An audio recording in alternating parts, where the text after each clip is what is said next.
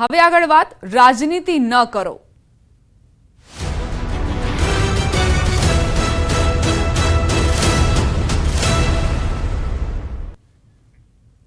નામ લીધા વિના જયેશ રાદડિયાનો નરેશ પટેલને પડકાર. એક વખત રાજનીતિના મેદાનમાં આવી જાઓ. રાજનીતિમાં આવવા સમાજને વચ્ચે લેવાનો. 9મા શાહી સમૂહ લગ્નોત્સવમાં સંબોધન દરમિયાન જામકંડોરણામાં 511 દીકરીઓના સમૂહ લગ્ન યોજાયા હતા. અસલ અંદાજમાં જયેશ રાદડિયાના પ્રહાર. આક્રમક મૂડમાં તેઓ વિરોધીઓ પર વરસ્યા. સમાજની 2% ટપોરી ગેંગ સક્રિય હોવાનું કહ્યું. હવનમાં હાડકા નાખવાનું કામ કરે છે. પાડી દેવાના કાયમી પ્રયાસ કરવામાં આવે છે તેવા પણ નિવેદન તેમણે આપ્યા છે. જેતપુરના ધારાસભ્ય જયેશ રાદડિયાએ પ્રેમના પાનેતર 511 સમૂહ લગ્નમાં લેઉવા પટેલ સમાજના લોકોને સંબોધ્યા અને વિરોધીઓ પર પ્રહારો કરતા રાદડિયાએ કહ્યું કે સમાજની અંદર 2-5 લોકોની ટપોરી ગેંગ હવનમાં હાડકા નાખવાનું કામ કરે છે. જે રાજકારણમાં નથી એ સમાજમાં રાજકારણ કરે છે. રાજનીતિમાં ન હોવા છતાં મને પાડી દેવાના પ્રયાસ કરી રહ્યા છે. જયેશ રાદડિયાએ લેઉવા પટેલ સમાજને ટકોર કરતા કહ્યું હતું કે આવી ટોળકીને સમાજે ઓળખવાની જરૂર છે. જયેશ રાદડિયાએ વિરોધીઓને ખુલીને પડકાર ફેંકતા કહ્યું હતું કે રાજકારણ કરવું હોય તો રાજનીતિમાં આવી જાઓ. કેટલાક લોકો 2 દિવસ પહેલા જ વિચારતા હતા કે મારું તીર આવશે. મેં કીધું ખમો, મારું તીર આવશે જ બરાબર નિશાન પર આવશે. મારી ઓપન ચેલેન્જ છે, તમે બધું મૂકી અને એકની રાજનીતિ અંદર આવી જાઓ. આ મેદાન ખુલ્લું છે, રાજનીતિમાં આવો. તમે એક વખત રાજનીતિના મેદાનની અંદર આવો. રાજનીતિ ખુલ્લું છે. અહીંયા કોઈનું સર્ટિફિકેટ લેવા જવાનું પૂછવાનું ન હોય. જેથી જય વિઠ્ઠલભાઈએ શરૂઆત કરી, જયેશ રાદડિયાએ શરૂઆત કરી, સમાજને પૂછીને રાજકારણમાં આવ્યા હતા. 2-5 લોકોની ટીમ કે જે ટીમ જ્યાં હંમેશા સમાજનું સારું કામ થતું હોય ત્યાં હવનમાં હાડકા નાખવાની કામગીરી આજની તારીખે પણ આપણા જ સમાજની 2% ટપોરી ગેંગ કામ કરી રહી છે. મિત્રો, રાજનીતિની અંદર નથી. જયેશ રાદડિયાને પાડી દેવાના કાયમી માટે પ્રયત્નો કરવામાં આવે.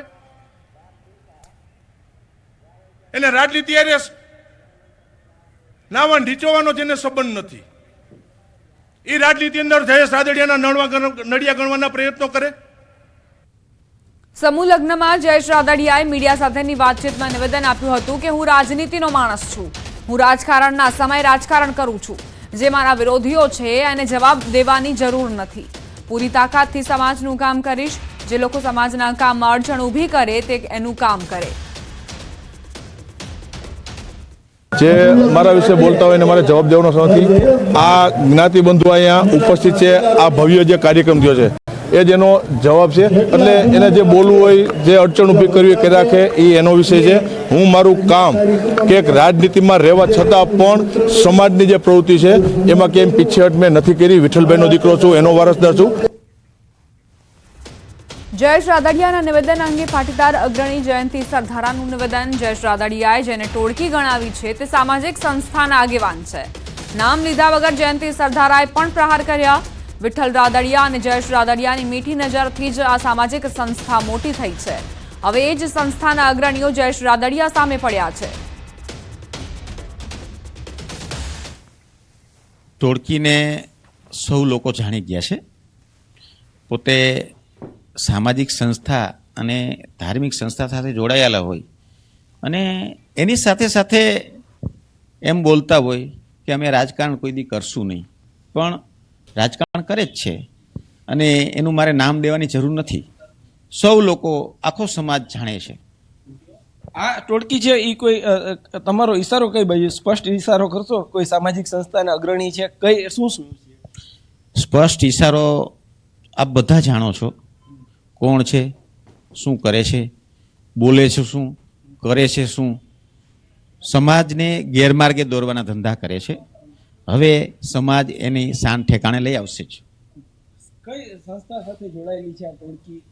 મારે સંસ્થાનું નામ પણ નથી દેવું, પણ બધા જાણે છે. છતાં પણ ક્યાં અગ્રણી છે, શું છે, થોડું ઘણો ઈશારો કરજો. ભલે આપ નામની કોઈ જરૂર નથી. મારે નામમાં પડવું નથી, પણ આખી દુનિયા હવે જાણી ગઈ છે. આ ટોળકી દ્વારા આપની ઉપર હુમલો કરાયો તો શું? હા, લગભગ આ જ ટોળકી. ભૂતકાળમાં તમે નામ લઈ ચૂક્યા છો, શું કહેશો? ત્યારે નામ લઈ લીધું છે. હવે નામ લેવાની ભૂલ નહીં કરું. શું કહેશો, કઈ રીતના આખી આ પ્રવૃત્તિ થતી હોય છે જ્યારે એક સમાજના આગેવાન તરીકે આટલા સમાજના અમુક ન્યુસન્સ ટાઈપના લોકો છે જેને સારા લોકોને આગળ નથી આવવા દેવા, સારું કામ કરે છે ને આગળ નથી આવવા દેવા. શું કામ? કે એને કામ કરવું નથી અને સમાજનું આગેવાની લેવી છે, સમાજને ગેરમાર્ગે દોરવો છે. ખાલી સંસ્થાવાળા નહીં, અમારા ભાજપમાં પણ અમુક લોકો એવા છે કે જે ઓફિસમાં બેસીને રાજકારણ ચલાવે છે અને સમાજના જ સારા યુવાનોને પતાવે છે. એટલે આવા લોકો ક્યારે એ એક હોય છે, ક્યારે સામસામે હોય છે, કોઈ સમજી નથી શકતું. તો નામ લીધા વગર જયેશ રાદડિયાએ જે પ્રહારો કર્યા છે તેના ઉપર જયંતિ સરદારાએ પણ નિવેદન આપ્યું. જયેશ રાદડિયાએ કહ્યું કે રાજનીતિમાં રાજનીતિ કરો, રાજનીતિના મેદાનમાં આવીને રાજનીતિ કરો.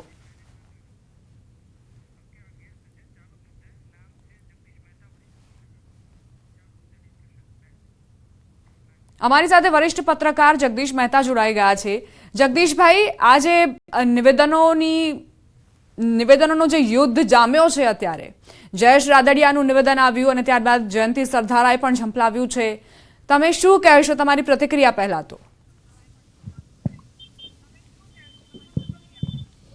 જુઓ દીપાબેન, આ એક જૂનો ઝઘડો છે અને એટલો ઊંડો ઘા છે કે એને મલમ કરવાથી મેળ પડે એમ નથી. અચ્છા, આ પડઘા પડે છે એટલે કહું છું, હું બોલું એટલે એમ થાય છે. પણ હવે વાત એવી છે બેન કે જયેશ રાદડિયા અને નરેશ પટેલ આ બંને વચ્ચે, ઓ સોરી, એક મિનિટ, જી હું બોલું પછી પાછો અવાજ આવે ને એવું છે. હા, હા, હવે એનો જૂનો ઝઘડો છે. એટલે શું છે, નરેશ પટેલ વારંવાર રાજકારણમાં આવવાની વાત કરે છે, પરંતુ પ્રોક્સી વોરથી, પ્રોક્સી વોર એટલે સીધી રીતે નહીં.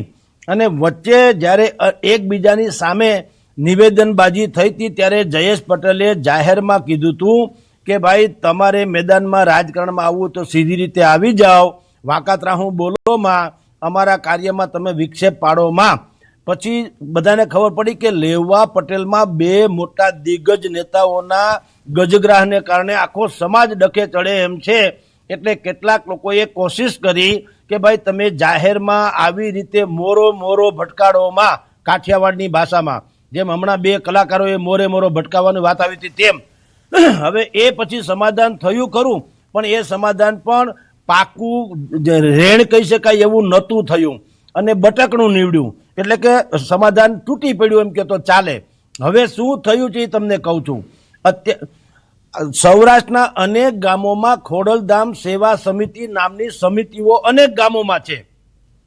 આની પહેલા જ્યારે જયેશ રાદડિયાએ 331 કે 321 દીકરીઓના લગ્ન કરેલા ત્યારે જે તે ગામમાંથી જાન આવે અને જાન પાછી જાય ત્યાં સુધીની જવાબદારી જે છે એ જે તે ગામની ખોડલધામ સેવા સમિતિને સોંપવામાં આવી હતી.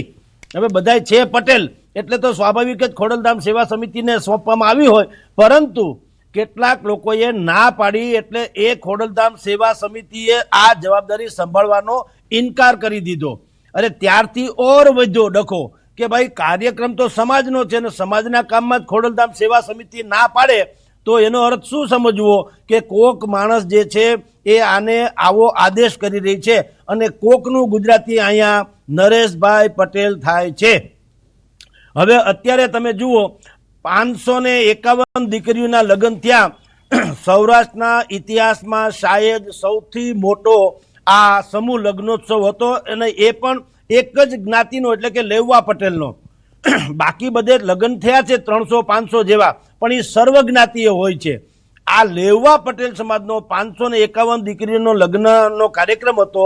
એમાં પણ કેટલાક લોકોએ સોશિયલ મીડિયામાં જયેશભાઈ રાદડિયાની વિરુદ્ધમાં પોસ્ટ મૂકી હતી અને એ પોસ્ટ મૂકી એનું ધ્યાન જયેશભાઈને સ્વાભાવિક જ ધ્યાને પડી જ હોય. એટલે એમાં ખબર પડી કોણે મૂકી છે. બે વ્યક્તિ એવી છે જેણે આ પોસ્ટ મૂકી હતી અને બે વ્યક્તિ છે એ નરેશભાઈ પટેલની ખાસમ ખાસ છે. અને એટલે આજે એટલે ગઈકાલે જયેશભાઈએ જાહેરમાં કહેવું પડ્યું કે કેટલાક 2 કોડીના એવો શબ્દ એણે વાપર્યો, એટલે કે જેનું વજૂદ કે વેલ્યુ જયેશભાઈ એમ કહે છે કે અમારા લેવલનું નથી. 2 કોડીના એટલે કે ટપોરી ટાઈપ કીધા. એ ટપોરી ટાઈપ શબ્દ પણ બુદ્ધિપૂર્વક વાપર્યો છે કે જયેશભાઈ એમ કહેવા માંગે છે કે જે લોકો એના આકા એટલે કે નરેશભાઈ પટેલ એની સાથે હરે ફરે છે, પરંતુ એની પોતાની કોઈ વેલ્યુ નથી સમાજમાં કે મારી હરોળ, મારી એટલે જયેશ રાદડિયા એની હરોળમાં કાંઈ બોલી શકે. એટલે એ નરેશભાઈ પટેલ એવું માનવું છે જયેશભાઈનું કે નરેશભાઈના ઈશારે જ આ લોકો આવી સોશિયલ મીડિયામાં પોસ્ટ મૂકી રહ્યા છે, અને એટલે જયેશભાઈએ કાલે ગર્જના કરવી પડી કે આવા 2 કોડીના અથવા તો ટપોરી ટાઈપ કેટલાક 2% લોકો છે એ હવનમાં હાડકા નાખવાની કોશિશ કરે છે, પરંતુ એને કરાવે છે કોઈક બીજું, અને એટલે એણે કોથળામાં પાંચેરી રાખી અને એમ કીધું કે જો તમારે રાજકારણમાં આવવું હોય તો મારી જેમ સામી છાતીએ આવી જાવ, પ્રોક્સી વોર લડોમાં. આમ આખા સૌરાષ્ટ્રના લેવા પાટીદાર સમાજમાં 2 દિગ્ગજ નેતાઓનું જે યુદ્ધ છે, જયેશ પટેલ અને નરેશ પટેલ, આ બંનેનું યુદ્ધ જે છે હવે ચરમસીમાએ પહોંચ્યું છે. બેન જી જગદીશભાઈ, જે રીતે જયેશભાઈએ નિવેદન આપ્યું કે તમે સમાજમાં રાજકારણ કરી રહ્યા છો, રાજનીતિમાં આવીને રાજકારણ કરો, રાજનીતિના મેદાનમાં આવો તો તમને બતાવીશું, એનો તમે અર્થ કેવી રીતે જોઈ રહ્યા છો? બિલકુલ બેન, આ તો સીધી સાદી વાત છે. તમારે સમાજમાં રાજકારણ ન રખાય, રાજકારણમાં સમાજનું હિત જોવું જોઈએ. નરેશભાઈ પટેલ સીધી રીતે શું કામ સમાજના કાર્યમાં આગળ આવવાને બદલે આ પ્રકારનું પ્રોક્સી વોર લડે છે એ સમાજને પણ સમજાતું નથી. હું એવા અનેકો લેવા પાટીદારના નેતાઓ અને એની સોસાયટીઓના લોકોને હું ઓળખું જાણું છું જે નરેશ પટેલની સાથે પણ સંકળાયેલા છે.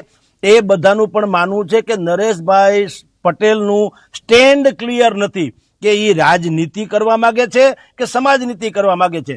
મેં અનેક વખત ભૂતકાળમાં કીધું છે કે ખોડલધામની રચના જે થઈ એ રચના થઈથી શું કરવા, લેવા અને કડવાને એક કરવા માટે. એને બદલે નરેશભાઈ પટેલે ત્યાં સમાજકારણને બદલે રાજકારણને વધુ પ્રાધાન્ય આપ્યું હોવાથી લેવા અને કડવા તો એક થતા થશે એ તો દૂરની વાત છે. લેવામાં ને લેવામાં અનેક પ્રકારના ફાટા પડી ગયા, જે અત્યારે તમે હું એક તો ચર્ચા કરી જ રહ્યા છીએ કે તમે જયેશ પટેલ ગ્રુપ અને નરેશ પટેલ ગ્રુપ આ તો થઈ ગયું છે. હવે પાટીદારોમાં તમે જુઓ, કડવા પાટીદારોએ રાજકોટમાં ખોડલધામની સામે સરદાર ધામ બનાવવાની જાહેરાત કરી છે, અને એ પણ ઝેરોક્સ કોપી છે, બલકે અલ્ટ્રા મોડર્ન છે, ખોડલધામ કરતાં પણ વિશેષ મોટું, સારું અને અદ્યતન. હવે એ જે જાહેરાત થઈ છે એનાથી પણ સમાજમાં તો વિઘટન થવાનું જ છે, કારણ કે હવે કેટલાક લોકો ખોડલધામને માનવાવાળા હશે અને કેટલાક લોકો જે છે એ સરદાર ધામને માનવાવાળા હશે. આમ બધું તમે જુઓ તો આખો સમાજ જે એક સમયે એક હોવાને કારણે રાજનીતિમાં એનો બોલો શબ્દ ઝીલાતો હતો, એને બદલે હવે એમાં ફાટા પડી ગયા છે. એટલે હવે પટેલ સમાજને આનાથી બહુ મોટું નુકસાન થવા જઈ રહ્યું છે. જયેશભાઈની અને નરેશભાઈની સમાધાન માટે જેટલા પ્રયાસો થયા એ સમાધાનની વાત જે છે એ જયેશભાઈ સ્વીકારી હતી કે ભાઈ હું નાનો છું, હાલો હું આમાં થોડું ઘણું જતી કરી લઉં, અને નરેશભાઈ મોટા છે તો એણે ઉદારતાથી એક બોયલું પાળવું જોઈએ કે હવે પછી તેઓ શ્રી આવા કોઈ કોન્ટ્રોવર્શિયલ નિવેદનો કરશે કે કરાવશે નહીં. ઇફકોની ચૂંટણી વખતે પણ જયેશભાઈ મેદાનમાં હતા ઇફકોના ડિરેક્ટર માટે થઈને, ત્યારે દિનેશભાઈ કુંભાણી જે ખોડલધામના ટ્રસ્ટી છે એના નામે એટલે કે એના સોશિયલ મીડિયાના એકાઉન્ટ ઉપરથી એવા બધા મેસેજીસ મૂકવામાં આવ્યા હતા કે આપણે જયેશભાઈ રાદડિયાને મત આપવાનો નથી, ટેકો આપવાનો નથી, બલકે આપણે જે ગોતા જે છે ત્યાં અમદાવાદ ગાંધીનગરમાં એને આપણે મત આપવાનો છે કારણ કે એ ખોડલધામના છે, એમ કરીને ત્યારે પણ તડા પાડવાની કોશિશ કરી હતી અને આ યુદ્ધ ચરમસીમાએ પહોંચ્યું હતું.